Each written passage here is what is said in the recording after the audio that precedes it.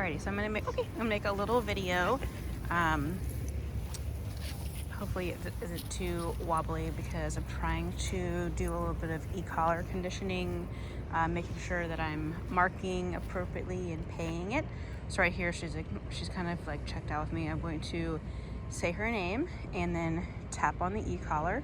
And when she moves towards me or acknowledges me, I will mark and pay her. Phoebe, tapping on the e-collar. Phoebe, yes. And then, whoa, paying her. Good girl. Very good. So I tried to toss the phone into my hand and didn't work very well. Sit. Good. Down. No, down. Good. Okay. Let's try that again. Sit. Good. Down. Good. Pretty good. Down. No. Good job. So we have a couple different markers.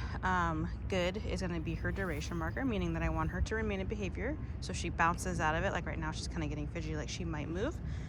There's a little bit of stuff happening around us. There's some construction behind us, all that good stuff. So if she breaks behavior, I'll just say no and then put her back into behavior.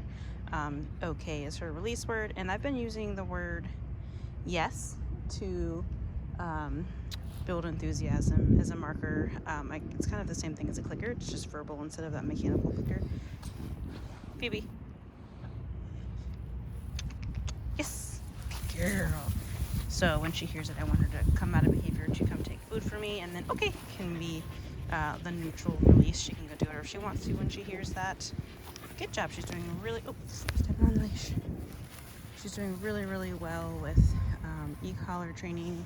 And something that I've been doing with her that I noticed a huge good improvement with her was I did a prong collar, and I know that's something that we didn't initially talk about, but she's so squirrely and kind of like impulsively just moves all over the place and really checks out. I think it's a little bit of panickiness. So I started using Good Girl, a prong with her, and you know how the reason it works is through discomfort, but it is at a level of discomfort that she is much quicker to respond to than like a flat collar or a slip lead or anything like that. So as soon as she puts even the slightest bit of pressure into it, she moves back away from it. So I've been able to cut that communication time. Well, I can't talk. That communication time down to where she's responding right away. So I'm stopping her from panic moving away from me. It's keeping her more engaged with me because I'm keeping her near me at all times and not letting her just kind of blow me off to kind of do her little panic scanning and things like that. I don't have one on her right now just because I have the long line on and I don't want her to. Phoebe, good, yes. I don't want her to step on it and correct herself accidentally. So we just have a regular martingale collar on right now, nothing fancy. I'm just getting her used to responding to the e-collar out and about in a new environment. We've been here before, but not working on e-collar. We've been this week doing just e-collar in the training room where there's no distractions, just to make sure she, I set her up for success and she could feel the pressure and understand how to respond to it. So in the training room, it's at a level that she's just aware of it, nothing more. She doesn't need to respond to it. And so every time I will give her a command, I will apply that e-collar stem. So for her, it's been a 4 or 5 out of 100. Phoebe, pressure right now. Phoebe, yes, good girl. And then as soon as she goes into behavior, the pressure comes off, and I give a marker, a cue, or whatever. And here, I'm on a 6 here, but that's just because I don't think she felt the 5 at all, so just because there's so many competing motivators, but that is her lowest possible level that she responds to it here, and that's fine. And whoops, it's going to tinkle. Give her some privacy. I'm just getting her used to how to respond to it, applying all of the same rules out here where there's more distraction. She's allowed to sniff and have a good time and relax and be a dog and be silly. Really trying to work on her engagement. So really what I'm doing, every time she moves away from me and starts sniffing, I will reward her for looking at me, which she hasn't really been doing.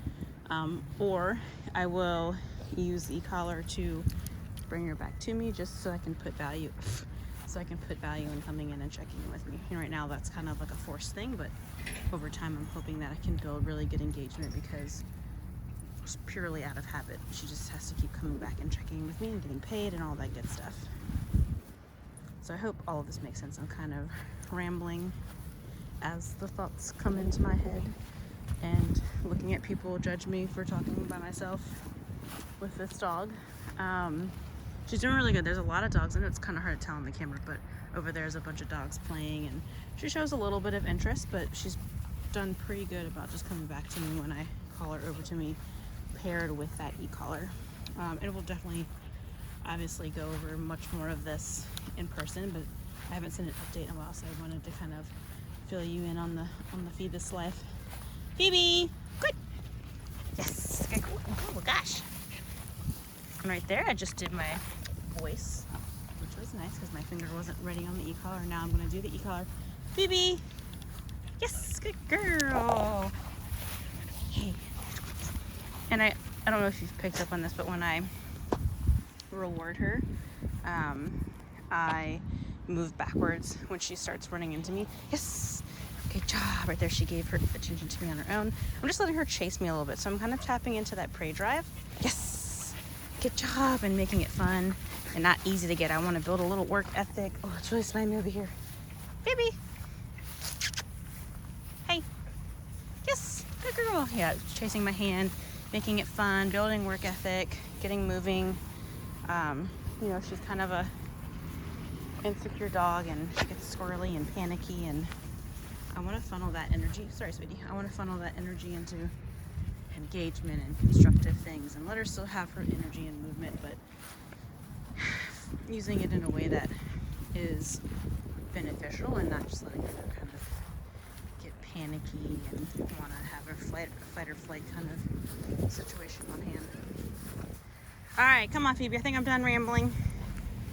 Did you find the scent? Good girl. Oh yeah, you gotta lay on it. Yeah, I think these outings are really good for her, letting her be a dog and move her legs and move away from us and explore her environment. I think those are all things that dogs really need, and if we try to suppress that and make dogs just calm all the time, we're going to be constantly fighting genetics. So these types of situations right now, she's on a long one just because I don't trust her yet without one. I want to let her move around and have a good time. All right, girl.